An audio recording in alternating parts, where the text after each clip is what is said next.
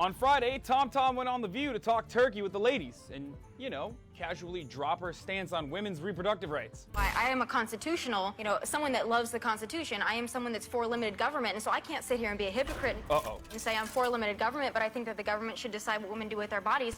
Did you just say what I think you said? Has Tommy been watching my videos? Is she entertaining the idea that bottom-of-the-barrel conservative logic might be hypocritical? Hey Tommy, I know you blocked me on Instagram and all that, but we are hiring, especially considering that your real opinion without a teleprompter seems to be a little bit more moderate, dare I say, progressive. Back to you, Tom. I can sit here and say that as a Republican, and I can say, you know what, I'm for limited government, so stay out of my guns, and you can stay out of my body as well. Let's go! I mean, wow, it honestly takes guts to say something like that, and even I celebrated you for it, Tommy, for a moment. Until I was reminded by my audience, and also conservatives, on your new-formed stance on this issue that contradicts almost everything you've said about it in the past.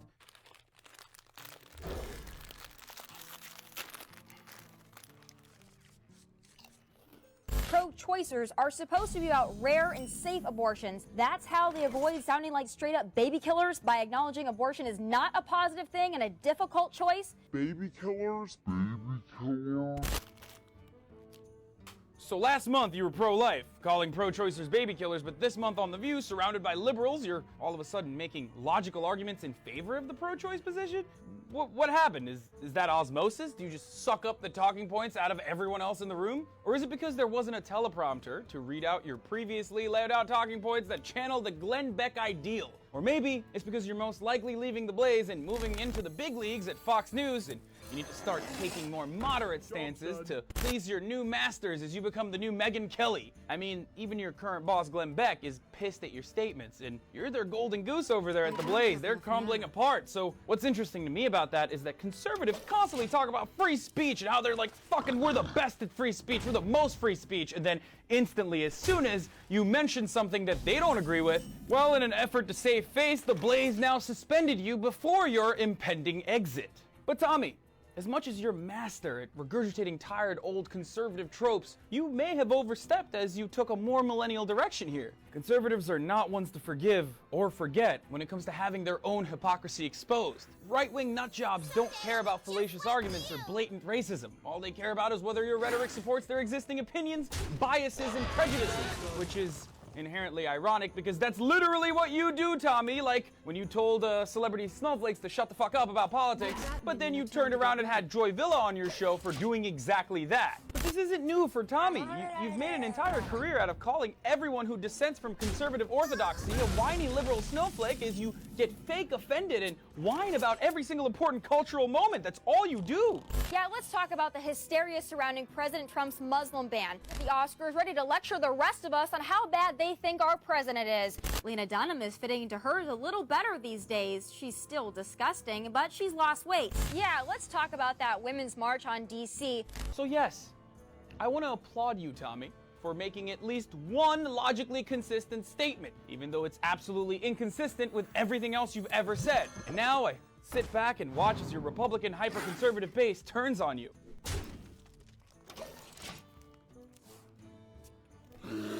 But maybe, just maybe, next time you'll come out and admit that Colin Kaepernick is actually a good guy. I'll be waiting. I'm Hassan Piker. Don't forget to follow me on Instagram at Hassan D. Piker and on Twitter at Hassan the Hun. And this has been The Breakdown.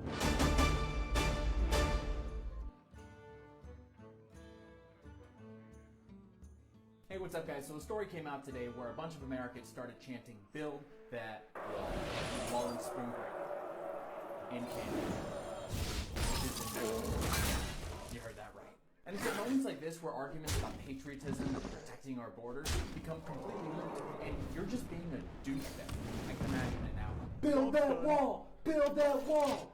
Hey, bro, I'm gonna go get a drink. I'll be right back. Hey, Jose, can I get another margarita? Man, these margaritas are good, but can I get a special ingredient? Oh, hold on 1 second. Build that wall! Build that wall! To go into another person's country and show such an intense level of disdain and disrespect is astounding. That's like going to your friend's house for dinner and yelling, "Your mother's a whore!" while you're having dinner with his mother at the table. I mean, you shouldn't say it to begin with, but you definitely shouldn't say it in front of his mother. Then again, we're talking about Cancun, so we're not dealing with individuals at the highest level of class or I mean, the first and last time that I was and I heard a guy at the buffet as a beaner, sloppy Joe. So I referred to him as a.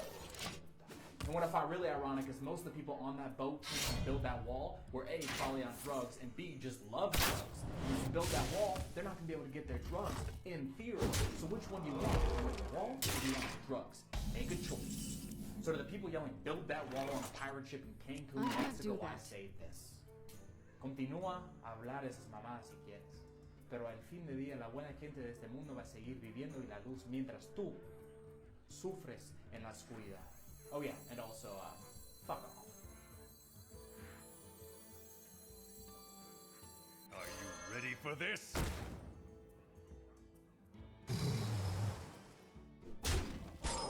Job's done.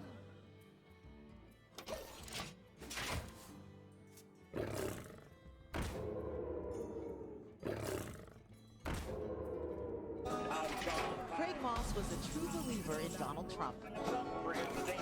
100% Trump supporter. There is no other choice. During the presidential campaign, he followed Trump to 45 rallies across the U.S. And he did it for a very personal reason. I came home and found my son Rob J.R. Moss dead in bed, and it was devastating to me. His son Rob died of a heroin overdose in 2014. He was 24. We will help all of those people so seriously addicted. We'll get them assistance. Moss believed Trump's campaign promises, especially when Trump reached out to him at a rally. And I know what you're up to. And he's a great father, I can see it. And your son is proud of you. Your son is proud of you. But Moss is a Trump supporter no more. Tell me about this guitar. Do you play this guitar anymore? Nope. Why not? I'm not on the Trump trail anymore, and I've lost my heart. Play Trump songs. Moss, who believes his son might still be alive if he'd had health insurance, can't believe Trump supports the Republican health care plan. It would increase the number of uninsured Americans, and it would end the Obamacare requirement that the 31 states with expanded Medicaid cover addiction services. Moss has lost faith. I believed everything he said. And now? No, I don't believe that he was true in his word when he was speaking. I think he was looking for votes, to be honest with you. It's not at all what Mr. Trump promised everybody he was going to provide for us. And I feel that, Andrew, I feel hurt inside. We need a government that can work, and work well from day one for the American people. That will be impossible with Hillary Clinton. Don't believe. The prime suspect in a massive, far-reaching criminal investigation. Her current scandals and controversies will continue throughout her presidency and will make it virtually impossible for her to govern or lead our country. I am a traitor. I am a traitor. I am a traitor. I am a traitor. I am a traitor.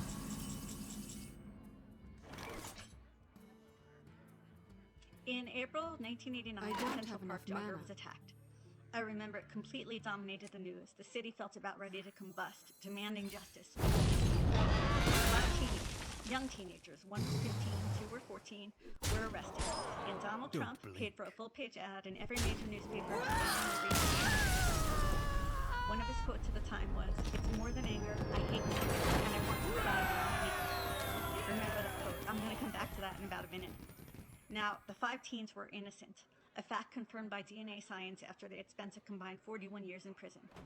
Most people acknowledged a terrible mistake had been made. Not Trump.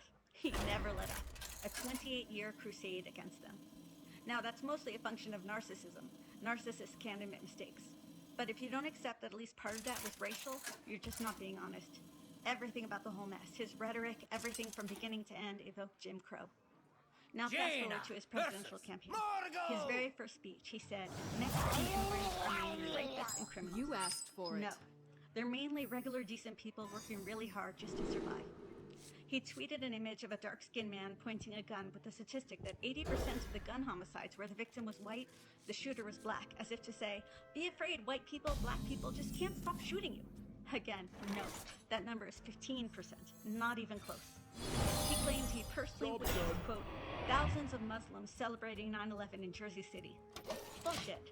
Had there been thousands of Muslims celebrating 9/11 just across the bridge from where it happened, the police would have heard, an article would have been written, somebody somewhere would have taken note. So why make all these claims? It's almost as if he, I don't know, wants society to hate them. I could present 10 hours of logic. I could detail the many ways we've gone to cripple us as a nation. I could lay out the neo-Nazi connections among Kathy's cabinet, or his history of just being a straight-up dangerous lunatic. But it wouldn't matter to the very core of his base. Wouldn't even matter if he, what did he say? Shot someone in the middle of Fifth Avenue. They will rationalize and justify anything because he validates through nationalism and hate. And until we acknowledge that that is the problem here, we don't have a chance, no matter who sits in the Oval Office. The light protects me. So think about the magnitude of all of this for a second. Hillary Clinton could be sworn into office while still being under investigation from the FBI, which would then put this country into a major constitutional crisis. Now, Clinton says Donald Trump, oh, he's not fit to serve in the Oval Office. But she, and she alone, has created a situation that could do severe damage to this country and the office of the presidency and prevent this country from solving problems.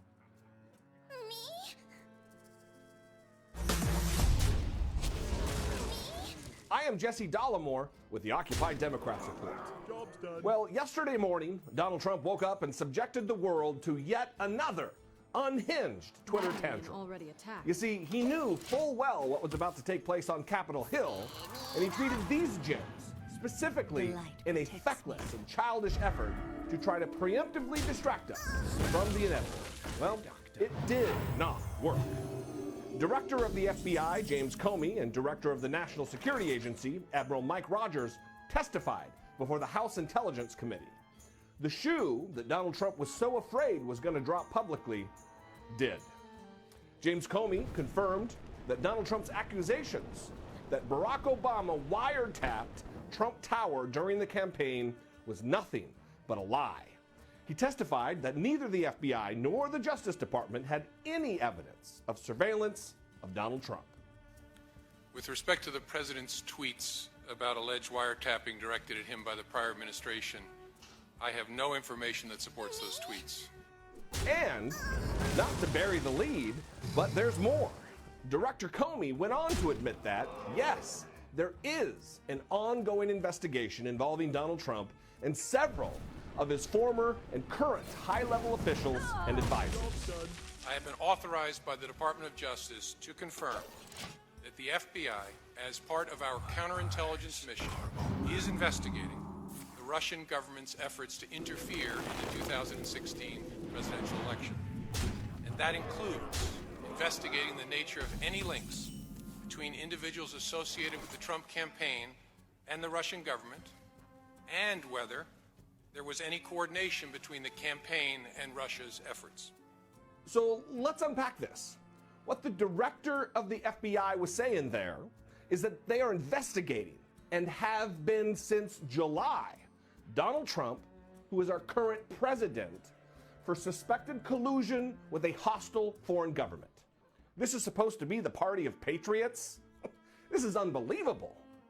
And this one is going to be even harder for Donald Trump and his alternative fact brigade to dismiss as fake news because it came straight from the mouth of the FBI director himself.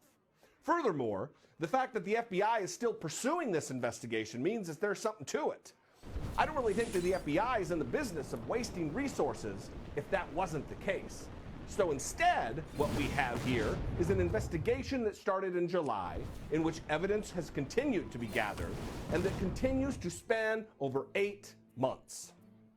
What we saw today before Congress was the start of a massive fracture between Donald Trump and the very arm of his own administration that will ultimately bring him down. His impeachment is inevitable.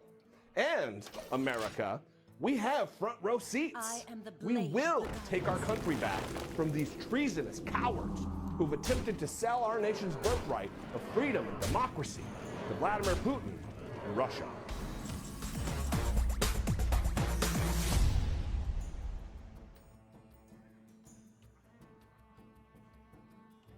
What do you want? Are you asking a grouch?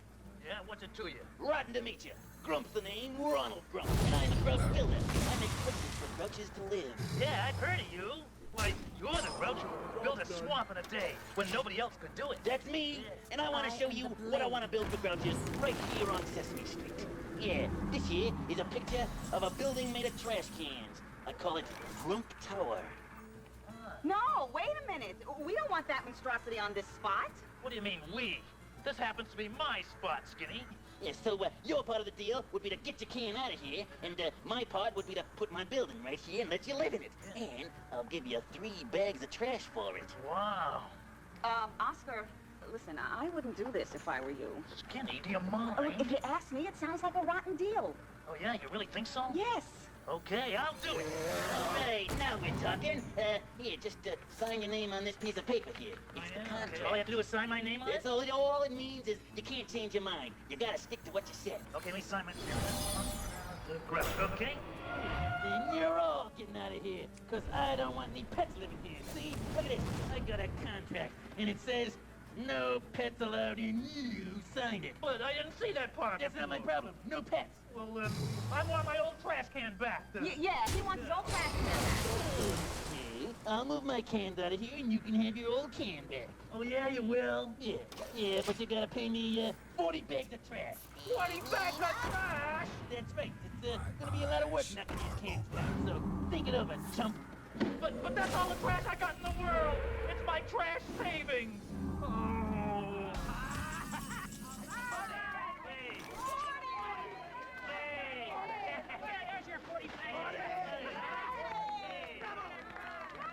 Goodbye, Mr. Grump.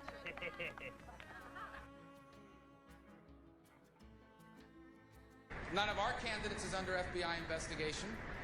She's under investigation with the FBI right now.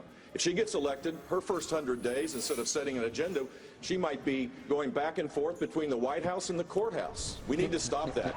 The FBI has just sent a letter to Congress. That she's under investigation by the FBI. Just pause and think about that.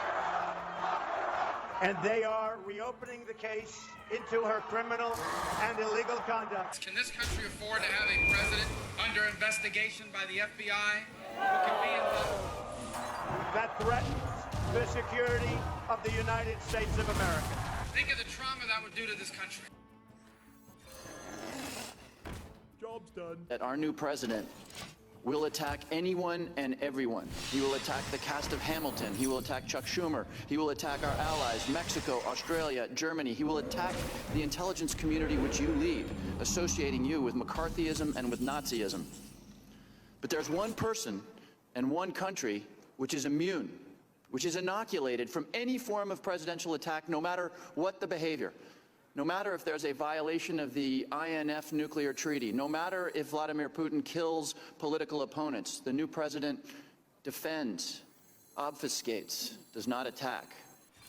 And the people around the president, Michael Flynn, Jeff Sessions, Carter Page, Paul Manafort, have an odd connection to Russia, a series of odd connections. We all campaign. I don't think any of our campaign people have connections with a foreign power, much less one that is an adversary of the United States. And further, apart from these weird links, without exception, the individuals I quoted have dissembled or misled, maybe even lied about the nature of those connections until the political pressure has gotten to a point where they have been fired. In early July, Carter Page, someone candidate Trump identified as one of his national security advisors, travels to Moscow on a trip approved by the Trump campaign. While in Moscow, he gives a speech critical of the United States and other Western countries for what he believes is a hypocritical focus on democratization and efforts to fight corruption. According to Christopher Steele, a former British intelligence officer who is reportedly held in high regard by U.S. intelligence, Russian sources tell him that Page has also had a secret meeting with Igor Sechin, CEO of the Russian gas giant Rosneft. Sechin is reported to be a former KGB agent and close friend of Putin's. According to Steele's Russian sources, Page is offered brokerage fees by Sechin on a deal involving a 19% share of the company. According to Reuters, the sale of a 19.5% share of Rosneft later takes place, with unknown purchasers and unknown brokerage fees. Also, according to Steele's Russian sources, the campaign is offered documents damaging to Hillary Clinton, which the Russians would publish through an outlet that gives them deniability, like WikiLeaks. The hacked documents would be in exchange for a Trump administration policy that de-emphasizes Russia's invasion of Ukraine and instead focuses on criticizing NATO countries for not paying their fair share. Policies, even as recently as the president's meeting last week with Angela Merkel, have now presciently come to pass. Just prior to the convention, the Republican Party platform is changed, removing a section that supports the provision of lethal defensive weapons to Ukraine, an action that would be contrary to Russian interests. Manafort categorically denies involvement by the Trump campaign in altering.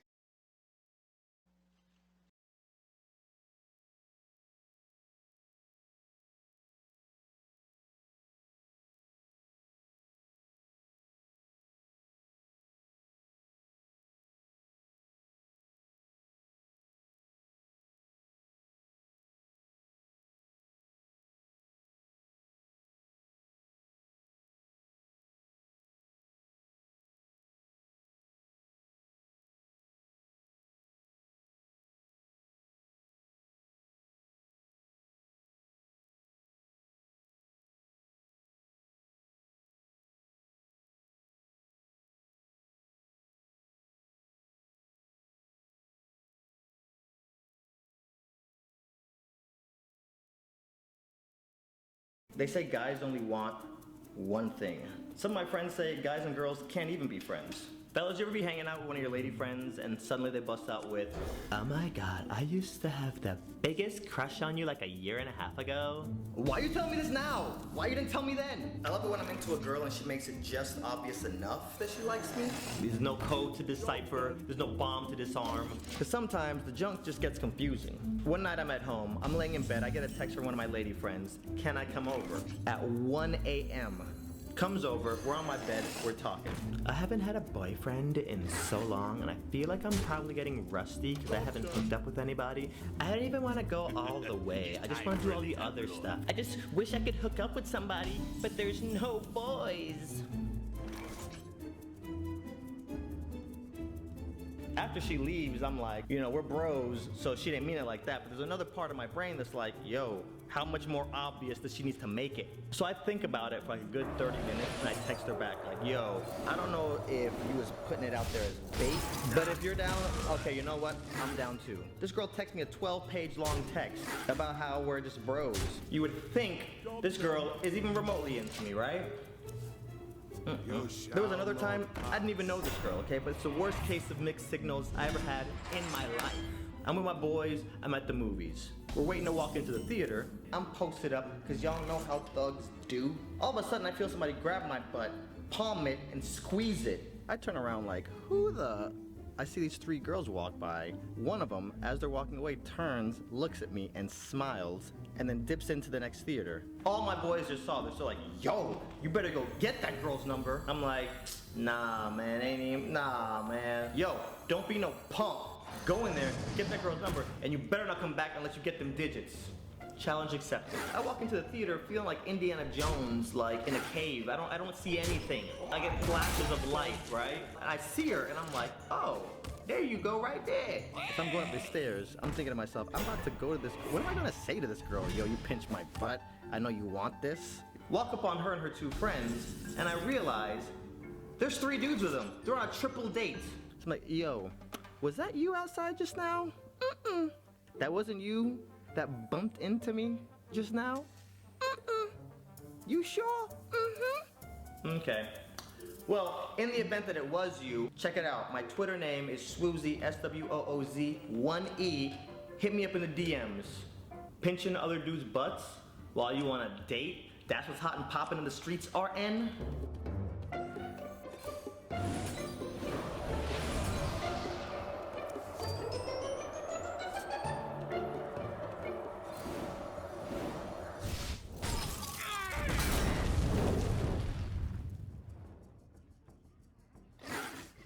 So I went to this anime/gaming convention. I enter a tournament. Could have been for DOA, could have been for Killer Instinct, it could have been for Pokemon Snap. Not gonna say the name of the game because y'all are a bunch of ninjas and I need to keep some people anonymous. Do y'all know how stressful it is to compete at these gaming tournaments? It's $1,000 in getting a hotel and an airplane ticket. And leading up to this tournament, I'm practicing 8 hours a day, you're practicing 8 hours a day. We're both gonna get up on that stage and one of us is gonna get embarrassed and lose. Day of the tournament, I wake up, tournament starts starts at 11. Look at my phone, it's 10:48. I'm late. I get to the venue, find out where the tournament's at, and as soon as I get there, you're like, Swoozy versus random person you have to play. Sit down, hold. No practice, no warm-up, no nothing.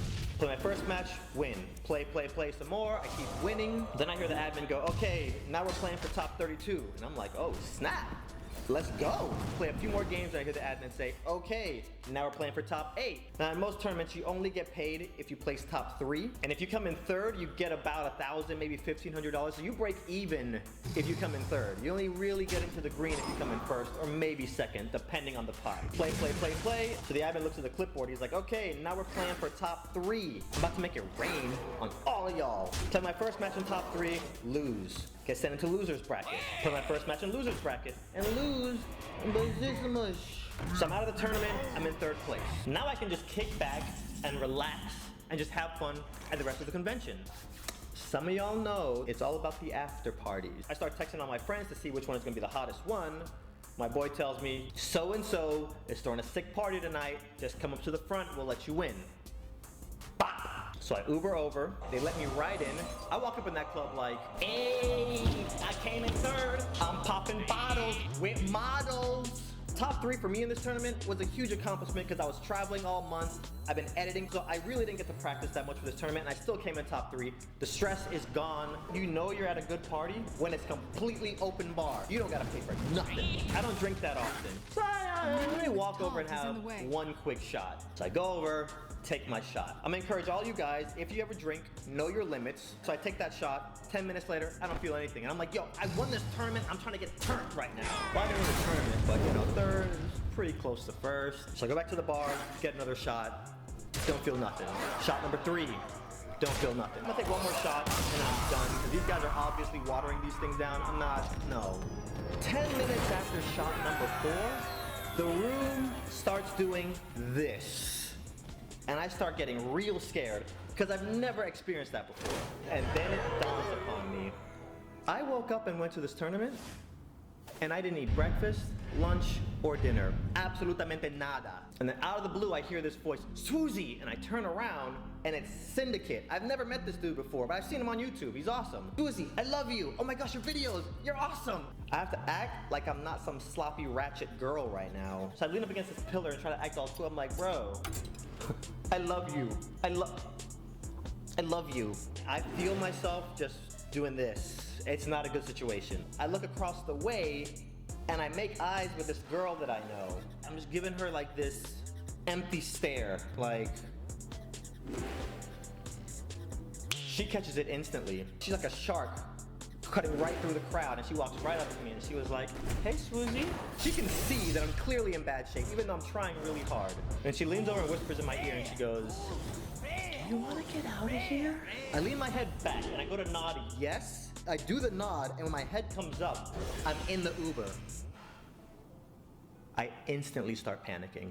I'm getting scared because this girl weighs 116 pounds soaking wet. There's no way she carried me, so that only means I walked out of the club to the street, into this car, sat down with zero recollection of it. I'm freaking out. So I look over at the girl. Let's call her Esmeralda. I look over at Esmeralda and I'm like, Esmeralda, I need food, like right now. Then I go to look out the window, and as my head turns, I'm suddenly in an elevator. I am teleporting now. In the back of my head, I'm like, maybe if I start thinking about a bank hard enough, I can teleport into a bank vault? Maybe when I drink, I turn into a superhero. I don't know. On the real, I am really scared. So I look back at Esmeralda and I'm just like, I'm teleporting all over the place. I'm on some Hayden Christensen jumper stuff right now. I need food now! I remember everything goes black at this point, and when I come to, I'm in my bed with my hands above my head and my shirt is coming off.